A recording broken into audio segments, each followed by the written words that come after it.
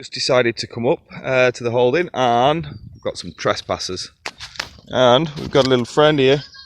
How much do the sheep weigh? I don't know. I've not weighed them, Rogie. Surprisingly enough, I haven't got a sheep scale. This sheep's limping. Yeah, it has got a bit of a limp. They do every now and then, the sheep. I figured I should add this note in here. The sheep, it's got a limp. I've got it down. It's got a little bit of foot rot because the ground was so wet. Then it's got dry and hard, so it's just got a little bit of a scratch. Rob's coming around tomorrow. We're going to give that a spray, check that over, see how the lambs come along, how far off they're expected to be. Give them some extra nutrients and some worming and everything like that. So the sheep are absolutely fine. Don't worry. So, still got that empty, but now with a bit better light, you can see what it's like. There's a bit more propping stuff needs doing. You know, that line's knocked out, but yeah, just get some logs around it and job's a good one. Need to get all this sheets folded up and everything like that, tidied up, but that shouldn't take long. Put it all in the trailer. And then yeah, we basically finish off what I wanted to do yesterday with a bit more energy, because I have not been up for 28, well, working for 28 hours, up for 30 odd. But anyway, let's see how I get on today. It's getting a bit tidied up. I wish I had a load more wood chips to do the edge there, but I don't have enough to do it, so I'll have to do other areas. But I just found this job. Yay! Anyone like doing this? I've been treated. Trey and John have come to see me, and this one's coming to try and steal lunch. Look, we are 2 meters apart, social distancing. I'm actually downwind, so if there's any risk, it's to me. I've got to have some sort of life. This has been taking a little bit longer than I was expecting, so I'm having to shovel from there into the wheelbarrow, then out of the wheelbarrow into there, because I can't knock them all over. But unfortunately, I remembered I'm a moron. Now I can just tip it in. I've already done half of them. But it's going to speed me up, I'll get more done. I was just wandering around the field, collecting stuff up, and I remembered something, which, you know, given what's going on, everything, it wasn't at the forefront of my mind. I remembered that one of our plans was, because I've got nephews and all that sort of stuff, and we used to build bike tracks on the shore, but we can't now, because RSPB, everything like that. Do one from here. Start at the top of this slope, get up a bit of speed, down there. I was thinking sort of kind of along this edge here. So yeah, if there's anyone out there that wants to get the sun out digging, or daughter, you know, for either or, then yeah, there's that to do. Obviously, distancing, all that sort of stuff, hot sunny days, but just if you're starting to go stir crazy, there's an option. I've got loads of buckets. Oh, my life's just got so much easier. Well, that was a lot easier. Yeah, got trees planted. The orchard, got a bit of wood, I'm just going to stick that around to make it look a little bit prettier. And then yeah, that's the orchard coming together. There's still loads of spaces, so if any of you've got any like random acorns particularly, or hazelnuts kicking about, I'll quite happily plant them, and then you can, yeah, have the tree growing. But while I was bringing them down here, I normally sort of pull down, come down, pull into there, back into there. Absolutely grand. But the sheep were there, like, oh, I don't want to disturb them, so I took a slightly different route. And went over a bit just over here. It was a little bit bumpier, and then I heard this bang, and I was like, oh, you know, I'll I'll just check, see what it's like. And yeah, I think you might have noticed in this shot, there's a bit of a wonky line. Yes, I was reversing the trailer. Yeah, there's some liquid coming out the bottom, and it's diesel. So I'm not a mechanic, but that's generally considered a bad sign. So I think I'd best give Garth a bell. I'll let you. Gonna finish that video by saying you can guess which superlative he goes with, and he went with wanker, which to be honest isn't really an insult at the moment, but anyway, still a bit of daylight, so I'm just refreshing the goosey's bath so they're nice and clean.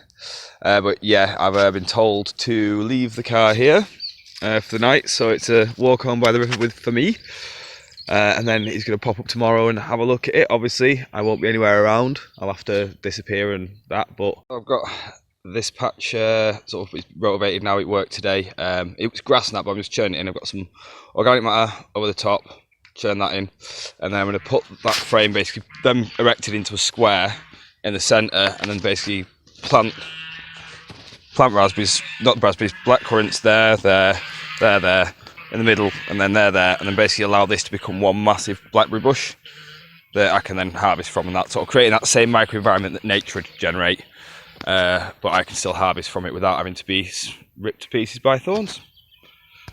I almost forgot about the elder. Put one in there so I can get it big, so it can go where Mum wants it at some point. The rhubarb are starting to grow, and one there.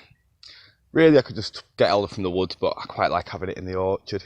Feels like it's nicer, doesn't it? It's a nice lime green. Using my dynamic planning model, I've changed my mind. Rather than wood chip in there, because it's nice cherry wood chip, so it goes like that sumptuously red when it's wet, and then dry, it's a little bit brighter as well.